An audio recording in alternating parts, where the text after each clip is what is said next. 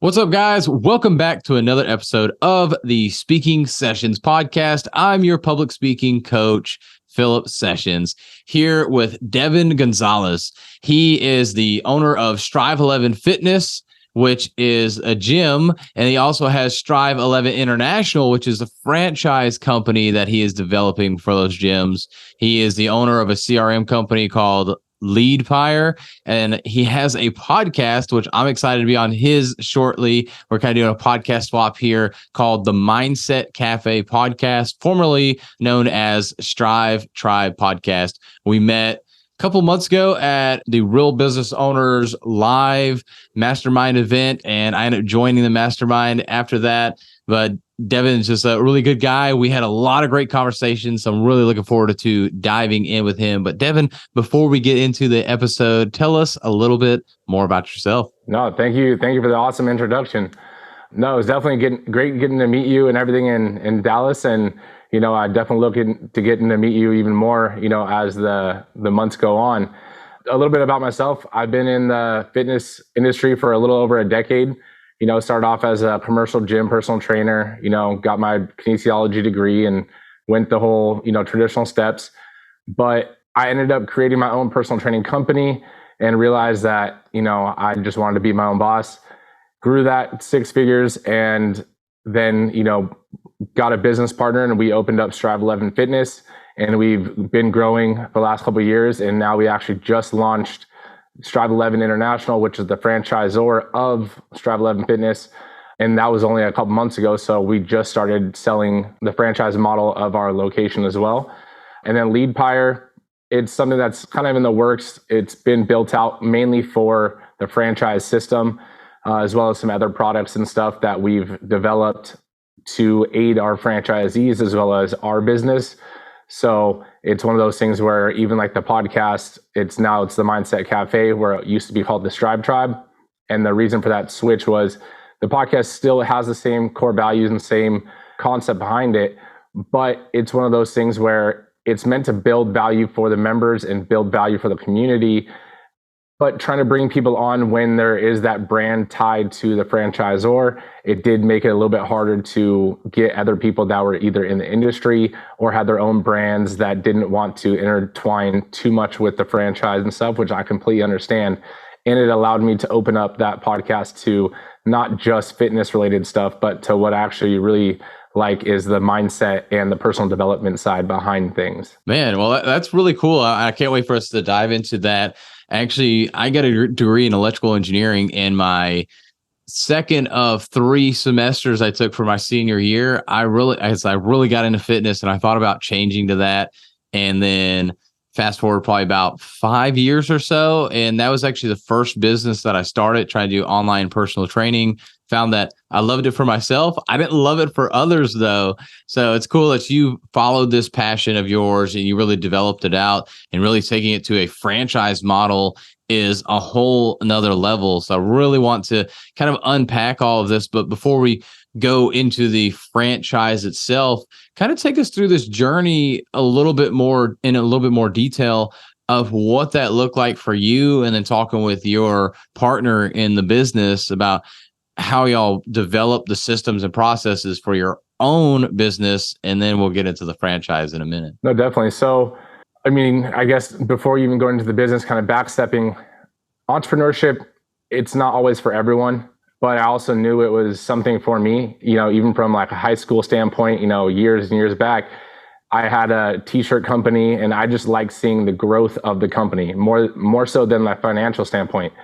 And kind of like you, in college, actually, I started off in business, and I was going to be a business major because that was what everyone else is doing. Math and those kind of things just kind of came easy to me, and it wasn't really fun. And then I learned about kinesiology, and I was like, wow, you can actually study and get a degree in this. This is crazy. So I actually liked going to school. I actually enjoyed doing the homework versus just trying to get by and doing the test. Fast forward to my personal training and everything. My business partner now, actually, we met through his ex-girlfriend, but I actually was his personal trainer for his bodybuilding show, right? So I helped him in his first physique competition. After his first physique competition, he enjoyed it so much, he actually became a personal trainer and was starting to build his own brand out while he still had his career, which was in physical therapy at Kaiser Permanente. But when I saw that, I was like, okay, well, I liked his energy and I saw his dedication and stuff. So I basically brought the idea to him, and I had already came up with the concept of Strive 11 and how we were going to be different. So I sold him on the idea, and I was like, look, you're trying to build a brand. I've already built a brand. Like, let's just join forces and let's hit this together. So now, him not being in that entrepreneurial mindset or even knowing much about business, it's one of those things where I had to realize that everything I know isn't always common sense, even though it might be common sense to me because I learned it years back, right? And I think that's one of the things where I had to learn to communicate with him, especially being my business partner, was like, hey, if you don't know something, like, let me know, because maybe I already have the answer. And I just might not have told you because I thought it was common sense, when in reality, like, my common sense and your common sense are completely different because it's a perception and perspective of what you've gone through in life so far. Right. Yeah, man. And that's a great point. I really want to kind of stop there real quick and dissect that. So, because I know I've done it with people that I've led, some of my team members and everything like that, where I start thinking some of this is common sense, or I've already said it in my mind. And so therefore I've said it to them, even though I didn't, because it was just something I thought in my mind I need to tell them. And so how did you really go about navigating that? Because just saying, oh, I talked to him, like, okay, I get it. You need to talk to him. But what are some of these things you did? Because I know for myself personally, I've thought, man, if I talk to him in a way that I'm trying to like explain this to a 5-year-old or something, then it's going to sound like I'm talking down to them. But then maybe they already know a little bit more. So I also don't want to talk that low level, if you will. So I try to talk a little bit higher level, but then, yeah, I confuse them, or they just end up saying nothing. And so you're not sure if they understand it or not. So how do you kind of navigate those things where you don't want to talk down, but you also don't want to talk like above them either? No, definitely. I mean, that's something where I think it's a case by case scenario to the person that you're talking to, right? Like, some people are listeners and they learn from listening. Some people are visual learners, and then some people have to do it to understand it. But what I've learned through having employees and a team, and as well as a business partner, is that you have to also understand where they're coming from, right? And you have to learn instead of just being like, is this common sense to you? They're going to say yes because they don't want to be embarrassed either, right? So with you asking if it's already something that's been done, or if they don't know what the answer is, like, I tend to ask the question first. Like, what do you think the answer is? Or what do you think the right course of action is? And see where they come up with. And they might not be that far off, or I can understand if they don't know anything now, right? And now I can judge where I'm going to be speaking. But I think with communication, it's also important to realize that while talking in layman's terms can help everyone in general understand it, it can also be kind of degrading. And, when you're talking down to someone and they're thinking that you think they're stupid, when that's not the case, right? And then if you go the opposite way and you're talking way above them and trying to use professional terms, you might be going over their head, or they might just be thinking that you're trying to be Mr. Smart Guy, or whatever the case is. So what I like to do is I like to actually explain in like a mid-range tonality and vocabulary, but then also paint it with an analogy, right? So for example, if you're talking about, setting up a game plan, right? Or you're talking about the structure of the day, I'll relate it back to, okay, before you do this, I know this is normally what you would first do. If we're building a house, right, we need to lay down the blueprint. The blueprint would be something like X, Y, and Z. These are the tasks related to that.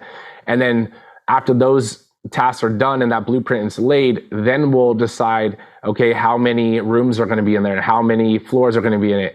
And then the next level from there is going, what kind of appliances, paint, and all that stuff, right? So those details in our business, it's going to go, okay, we need to do this first, then this, then this. Do you understand the importance? And then kind of gauge it from there. Yeah, and that makes a lot of sense. I know I've done this with some people at work. So my full-time job right now, where we're going through and, hey, we have a software update and we've got about 50 devices we have to do.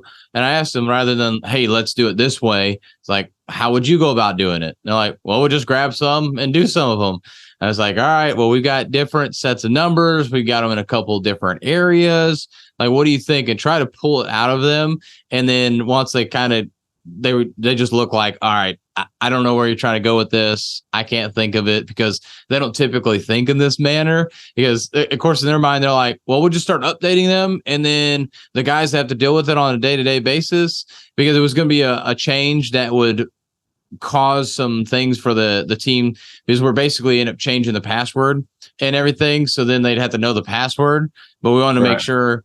They were just like, oh, they'll just figure it out. When they get in, one password won't work, so they'll use the other one. I'm like, well, okay. I mean, yeah, but how can we make sure that they go into it kind of knowing that it's going to be this new password and everything? So kind of really explaining that to them, like, here's what we can do. And then they're like, well, we're just going to start doing it. I'm like, all right, well, let's put an email out there as well to communicate that way also. So it's written somewhere, not just kind of put in a text, or you kind of say it and then people forget about it and everything. So yeah, you're right. Like, trying to ask questions, try and get them to think for themselves. And I found as well that really helps empower the people on your team to actually make a decision too. And then they all can kind of talk through it together.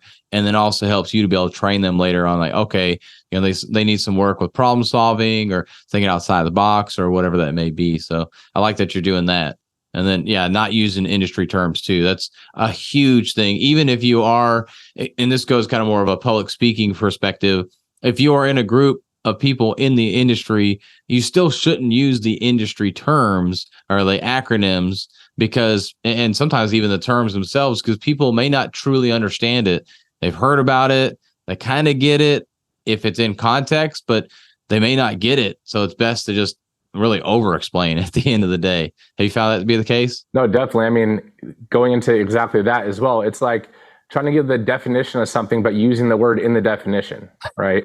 Yeah. That doesn't really work. If you're trying to explain something, you can't use the same terminology or the same word to explain what it is, right? Yeah. You have to be able to break it down. And it also allows you, because you're going to end up having to do it different ways with different people, right? So my analogy for one person might click, but it might not for the next person. So now I got to think of a new way, which helps me understand it even better and being able to speak about it better, right? Which is only a strength skill for myself. So Yeah. And they usually say you've mastered a skill when you start teaching it. It's like you know the skill, you're really good at it for when you can do it yourself, but you've truly mastered it when you can teach others. And so what does that look like? I mean, saying that, like, okay, it makes sense. You talk to one person, you're going to talk one way. You talk to another person, you're going to talk a different way. But how do you figure that out? I mean, are you getting to know these people? Like, what's the way that you figure out, besides trial by fire, if you will, to figure out what way works with one person versus another person? I mean, in my opinion, unfortunately, I mean, there is some trial by fire, like, because you're not going to know someone off of just your first conversation or first sentence with them, right? But the more you talk with them, and especially if you're leading them and you're, let's say, onboarding them onto a team, or if it's a client, you're bringing them on, every time you talk with them, you should be extracting some form of lesson. How did they receive the last message? Did they do the things they needed to do? If they didn't, why? Did they not understand the task? Did they not understand it? What, did they not get enough resources? Or did they not get the resources that, made it work for them? Was it, whatever the case is. And then you take mental notes, and I mean, if you need to write it down, write it down. But you start to ask them questions. So, I mean, when I'm explaining something to someone, I'm not just going off on a rant and then be like, okay, go do it. As I'm doing it, I'm like, does that make sense? And if it doesn't, let me know so we can, talk about it. Or what I'll do is I'll tend to ask them, like how you were saying about the software updates, I'll ask them, so this is what the goal is. What do you think the most efficient way to go about this is? And then they'll be like, okay, well, we're just gonna start updating it. Okay, so is that the most efficient way to do it? Or is that the most efficient way for you to do it? Because remember, we still have these people and these people and these people, right? So if you just update it, what problems do you see the next tier is gonna run into?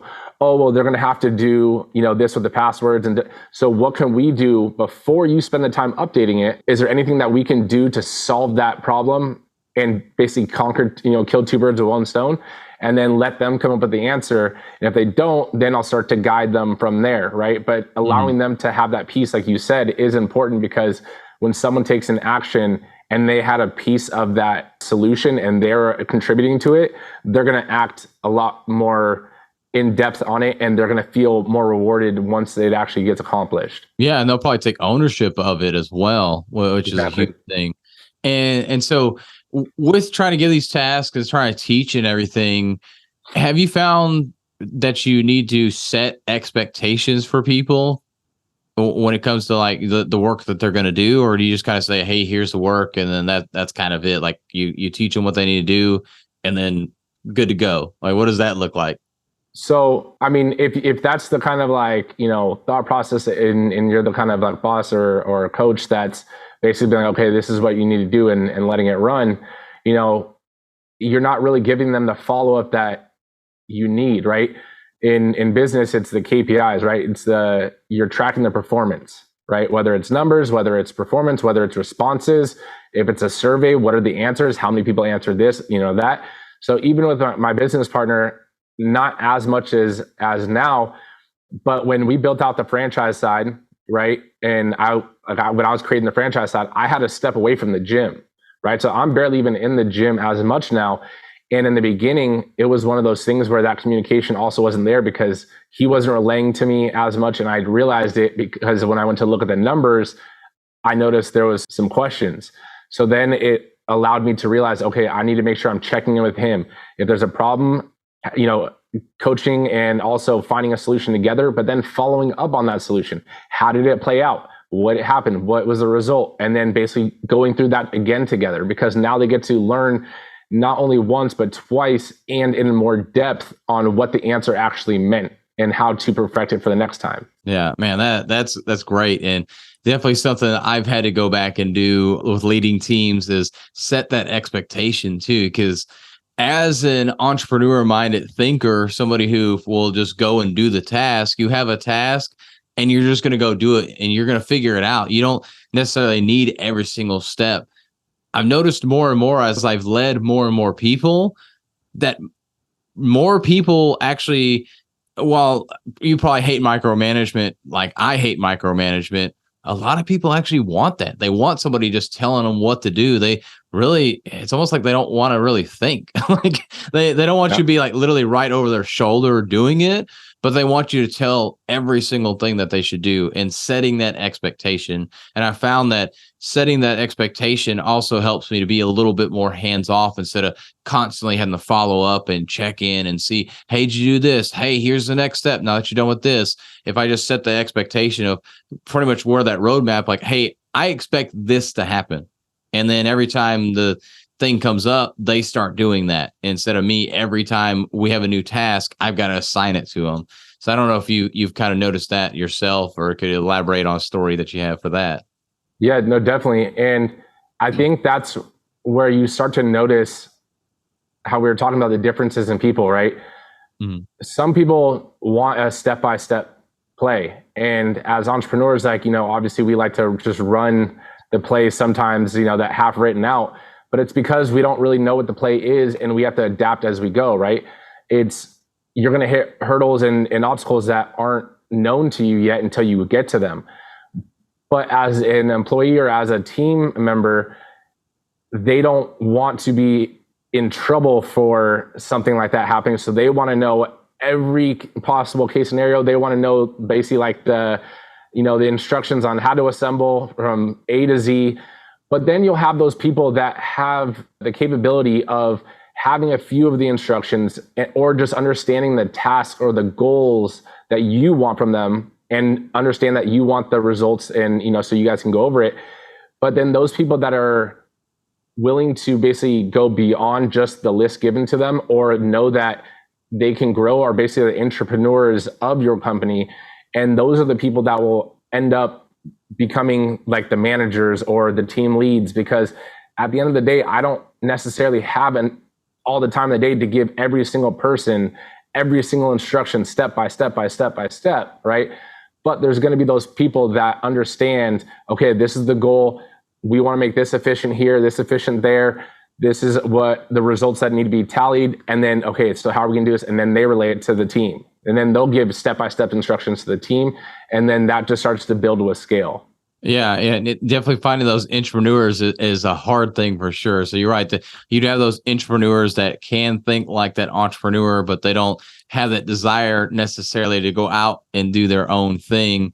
And then you have the other people that, yeah, you kind of need to set those systems. And I think that really goes into you also communicating, because I've recently had to have a couple tough conversations to talk about that. Like, hey, look, maybe I didn't explain my expectations, but like, here's my expectations. Here's what I want from you. What have I missed that maybe is the reason why you're not performing the work, at least to my expectation? So I can make sure I'm communicating that with you and everything. Just really having that, I don't want to call it a stern talk, but very direct talk about that. And then really setting those expectations in place, but then also letting this person know as well, because then of course they're like, oh crap, am I about to get fired? And that Yeah. wasn't the case.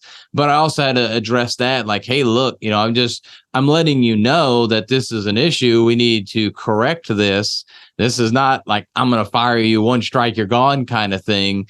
So how do you go about that? Because that's definitely something that's a tough conversation. It's a crucial conversation to have, because you do have people. It really comes in with emotional intelligence at the end of the day for that kind of conversation too. So how are you navigating those tougher conversations like that? I mean, I think the tougher conversations, before going into that, like I want to kind of touch on what you were saying there too about when you're talking to like the staff or talking to your team or your clients, and you're going back to the beginning, asking them the questions and having them give you the answers, it starts to allow you to realize who those separating entrepreneurs are. Because also as a lead or as a boss or, business owner, we also have to be open to hearing what our team or clients are saying as well, right? Because if we're not willing to listen to them, why are they going to give us answers? Why are they going to actually contribute? So if you're technically micromanaging all the time and super micromanaging, then really your team doesn't have any room to grow. You're not letting them grow. So it's also important to make sure that while yes, some might like the micromanaging, you can't assume that they're gonna like that style either, right? Because then they'll outgrow you. But the tough conversations and stuff, it's one of those things where I take responsibility as the business owner and as the entrepreneur. And sometimes it's one of those things where it's like, maybe it's my fault that I didn't explain this to you. And this is why we got this result, right? It's that dichotomy of leadership and realizing that, yes, while I could shift the blame and put it on someone else, but also I did have some form or fashion in this result. So whether it was me not explaining it, me explaining it wrong, or just not laying the game plan out clearly enough. But if it's a tough conversation, it usually goes back to our core values, right? Our whole team knows the core values. It's literally on the wall, but it's something that we hire by, we fire by. It's if it's something that's going against this, it's like, okay, this is now we're gonna have a serious talk. Like, what's going on, right? But if it's just someone being lazy, again, it's one goes into one of our core values, and they're just not fulfilling their role, right? They're not contributing to the team, which hurts the team as a whole. So for me, it's like, yeah, it sucks to have certain conversations, but it sucks more for the team if I just let that go, right? I'd rather hurt one person's feelings than hurt the whole team. Yeah, and going back to what you talk about with the values and everything, like you're killing the culture when you allow that just to kind of happen. You let that one person slip, like, oh, it's all right. It's just Becky or whatever. The things happen. We love Becky. She's great. We're just going to ignore it. Well, eventually, it's going to get very toxic because Becky gets away with everything, even though it could even only be one time, but that one time could leave a nasty taste in everybody's mouth. So yeah, definitely hurting that one person's feelings in the moment is better than having the whole culture damaged because you wanted to save somebody's feelings from having that tough conversation. So yeah, sometimes you got to cut the finger to save the hand. Yep. Yep. You're exactly right. So I know we talked a lot about kind of like inside the team, internal communications and everything. But as you're building out this franchise, I mean, I just imagine you have to have like SOPs on SOPs on SOPs, like all these standard operating procedures in place. There I go saying just SOP, assuming everybody knows that.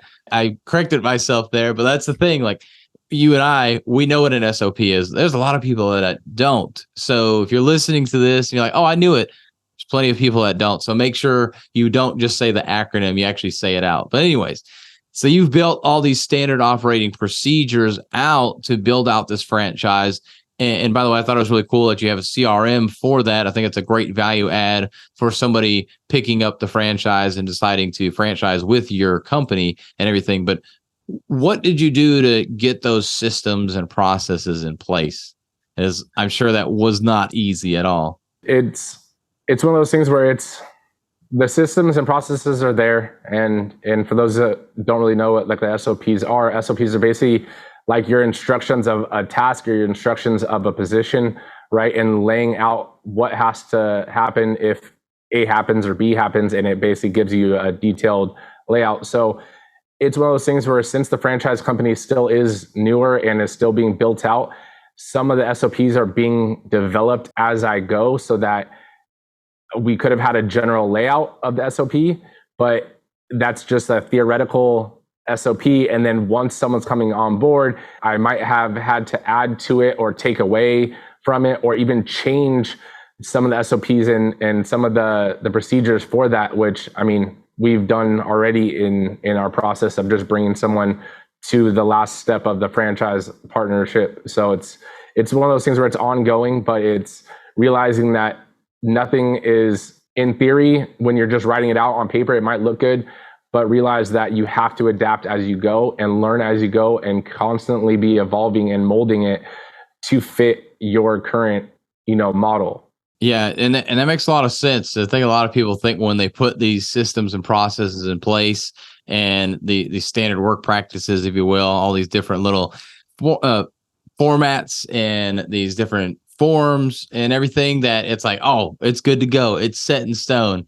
And yeah, it's definitely not the case. You definitely have to keep these a living document essentially at the end of the day. Right. So that's definitely, yeah, it's interesting. So when it comes to the SOP, and I've been in another group, and it was funny. Somebody put in there like, I know this sounds stupid, but I've created an SOP on how to make SOPs. So what did you do to like really put yourself in that mindset? Because I know I've had to create a few, and it's a pain in the butt, especially when it's something that you're doing all the time. So you're in the really go back and think about like, what is exactly everything. And I think of the analogy of like making a peanut butter and jelly sandwich. Well, hey, you go get bread, you get the jelly, you get the peanut butter, and you just put it on there. Well, do you open up the jar? Do you use a knife? Do you use a spoon? What are you using? Do you just like literally? And it's a video of like a dad having his son explain how to do it tell him how to do it, and he like literally just puts the peanut butter on top of the bread. It's like, well, I put the peanut butter that's in the jar on top of the bread. Well, no, Dad. So it's like going through and explaining that. How do you really break that down so you can like write out all those details that are needed in that standard operating procedure? No, it's a great question. I think going back to like using analogies, like this would be the definition of like building a house from a blueprint, right? Mm-hmm. So, or even like, how do you write a book? If you just start writing, your story is going to take tangent after tangent after tangent, right? So for the current SOPs of the gym and now with the franchise company, because I mean, I had to write an operations manual when I first joined the group. Actually, I was trying to finish it so that I could submit our franchise disclosure document to the state, because you needed the chapters, right? The sections of what you're going to have, which essentially is a booklet. The manual is essentially just a booklet of all your SOPs, right? Yeah. So I first started off, I was like, okay, well, where do I start? And then when I realized, I was like, well, I'm going to take this like if I was writing a book or breaking down the system and just do it by chapter. So first I wrote out all the sections, right? From whether it's sales, whether it's onboarding a client, whatever the case is, break it down. And then in each chapter or section, then I was like, okay, is there any subsections in here? And then I would list out all the subsections first. Right? It might be one, there might be none, there might be 5. But from doing that, it allowed me not just to start just writing in a never-ending paragraph or sentence after sentence, right? It allowed me to think, okay, first you get the bread, right? Or first you open the fridge, then you grab the bread, then you untwist the bread thing, then you take off the thing. So it allowed me to take the macro and then take the sub macro and then go into the micro details and then into like the finishing touches, right? So I think that's the way to, when you do SOPs, is not to overwhelm yourself, because you're gonna forget stuff, and that's why it is a living document. Like you said, there's gonna be things that you forgot. There's gonna be things that need to be changed, and you don't need to change the whole SOP. You might need to change one or two parts of a certain procedure or a certain title, or even add a subsection to an SOP, right? Not write a whole new one. It's something that's just, again, you add, you subtract, you move, you mold. Yeah. And yeah, it is definitely a tough thing. I know, if, like I said, I've had to write some, and something I've done, and I would be curious to hear your thoughts on this. So obviously you can go write it yourself because you know all the things. And so what I've done actually is I've written things and I've thought like, okay, I need to write this in a way that it's somebody who's coming in, they don't really have a lot of knowledge on this system. And then I write it out that way and explain a lot more details. And then what I've actually done is then I hand it to the operator and I say, use my SOP and do the work, and then see if they can do it. And if they get stuck somewhere, we make a note like, okay, they got stuck here. Why did they get stuck? And then do I need to just highlight something? Do I need to add something? And I go through that. And then, but I've also heard the other way, which I haven't done this before, but it's like, hey, operator, you create me an SOP of what you do and list out every single thing that you do. So I don't know if you've tried those ways or what, but I would like to hear how you kind of tested these SOPs out if you were able to. No, definitely. I mean, I haven't had someone else write them out. One, just for kind of efficiency, because I mean, having someone else write it out would be more for, in my opinion, at least in my position, would be to almost just test their knowledge, for of a position or of a subject. But what I've done is that I've written it out and stuff like that, and then I've had my business partner look through it. Like, hey, that's the first step. Like, hey, did I miss anything? Like, what do you think? And then he'll either add, take away, or whatever. And then we actually have team meetings monthly, which our onboarding process basically breaks down our SOPs in a 12-week process, and depending on the position and stuff, so that we teach people. And then when we get questions or someone's not understanding something, it allows us to also realize that section isn't clear, or that we didn't explain it or teach it right, which means that we need to go back to the SOPs and restructure or revise it. But with the monthly meetings, the whole team gets together essentially, and we cover one of the sections or one of the SOPs, and we basically go about it, and I'll create like a lesson around it, or my business partner will create a lesson around it. And then we start to listen or for questions, or listen to examples or pain points, and then see if we even had that in the SOPs or had anything that was addressed in our SOPs to solve that. And if not, we make a note of it so we can go put that in and revise it. So it's like an indirect way of, testing it out. I like that. I think it's a great process as well. And especially in your spot, you're trying to just get these SOPs taken care of and get the booklet together. So yeah, it makes more sense for you to do that. But I've heard people where it's more, they're probably trying to update them. They've already kind of been established, and rather than them trying to rewrite it, they'll give it to an operator to do it. Right. So I should have mentioned that part. But so I think that's kind of smart there. But yeah, I totally get where you're going with that. I think that's really cool that you get your business partner to look at it and then bring it up in the meetings and everything, which is really important, which goes back to what we've been talking about, having the team own things, having the team feel empowered, feel like they're actually contributing more than just the job that they do, which that's a huge help for business owners for sure. But the more they can get involved, the more they feel bought into the company, which makes them want to stay at your company even more, because there's a lot of companies out there that, I mean, you're just a number. You're essentially almost like a widget. Like, hey, you do this job, I don't care. Just show up on time. Don't cause me any issues, and I'll leave you alone. Like, you don't have to worry about me. Like, and that's just a terrible way, and it builds no culture at all there. So it is sad to see that. But I do want to transition us now. We've talked a lot about internal communications, obviously a lot there on standard operating procedures. But I'm curious, because this is a public speaking podcast, so I'm curious to know, are you getting out there and speaking in front of groups or anything like that? And if you are, what does that look like? No, I haven't currently. Honestly, just my days right now is nonstop, like with the business.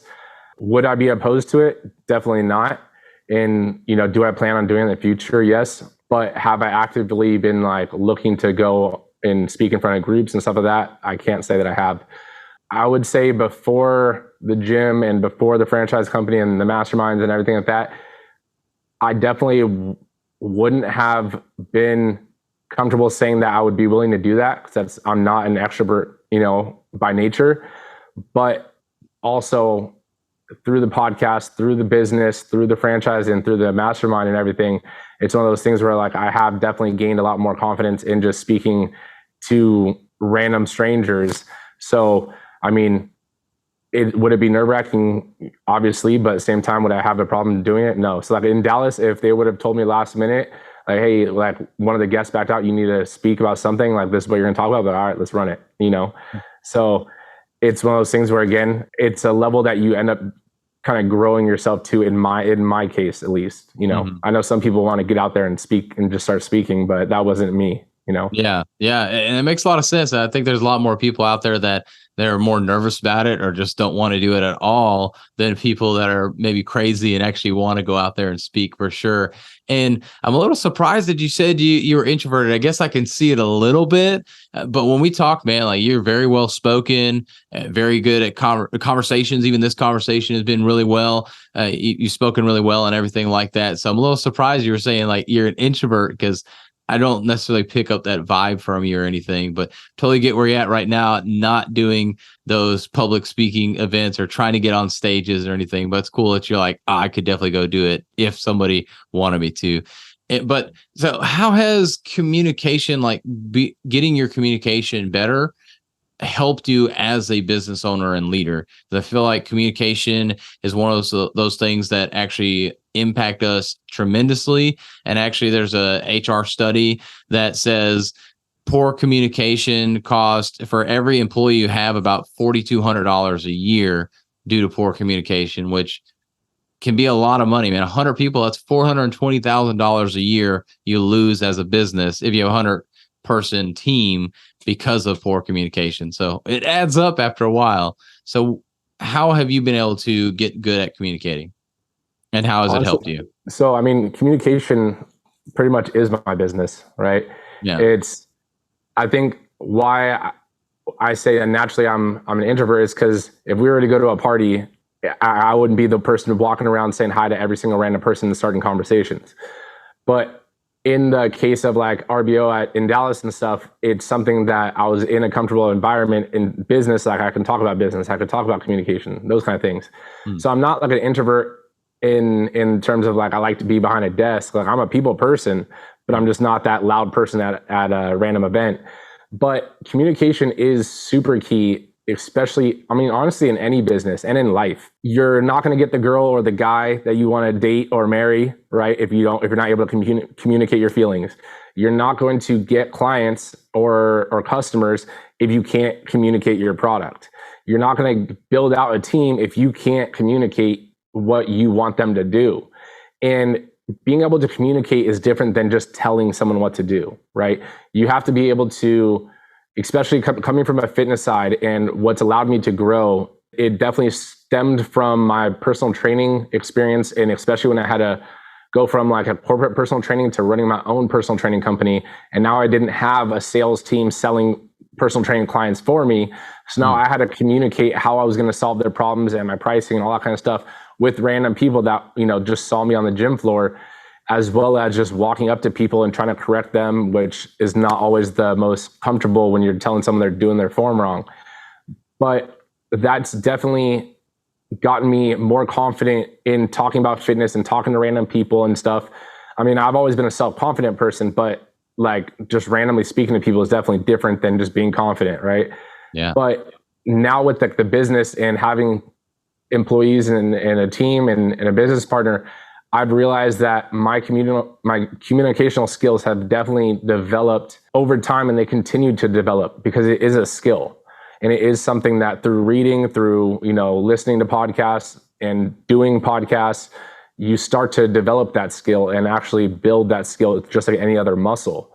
So I think that if you're struggling with communication, or if you're struggling with, developing a better understanding of communication, you need to also understand yourself. And to do that, you have to understand, okay, so if I want them to do this, they're not doing this, and I don't understand why. Like, what are the things why did I just yell at them? Why did I go off on them?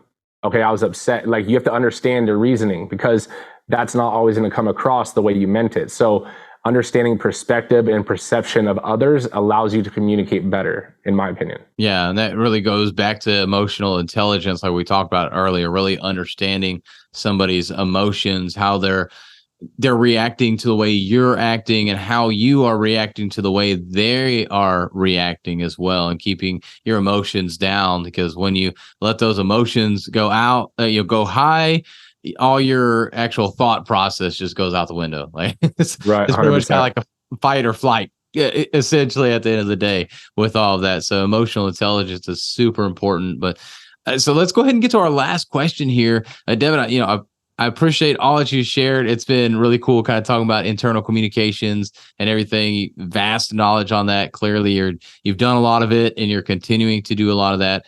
But the last question is, if you could only share one message for the rest of your life, what would that message be? That you could do anything that you put your mind to. If someone else has already accomplished it, you can accomplish it as well, right? I think that's the biggest like message, that even like now, taking it my perception or my perspective of like the franchise, why do I think I can create a franchise? Because other people have done it. It's Mm. not impossible, right? So don't doubt yourself. Is it going to be an easy path? Probably not. But is it a doable path? Yes. You can't fail at something if you don't give up. Man, I like that. In that is so true. That if somebody else has done it, you definitely can do it. And yeah, don't give up on that dream. Don't give up on that goal, because it's in you for a reason. So go after it for sure. And Devin, if people want to follow you, want to see what you got going on, where's the best place for them to follow you at? I'd say probably Instagram. It's Devan dot Gonzalez on Instagram, and I believe on Facebook as well. Okay, awesome. Well, Devin, appreciate your time. Appreciate you sharing your vast knowledge and coming on the show. And everybody, make sure that you go on social media and follow Devin everywhere, as well as subscribe to the podcast and share it so we can continue to grow and be able to share these great messages with so many other people. I appreciate it. Thank you.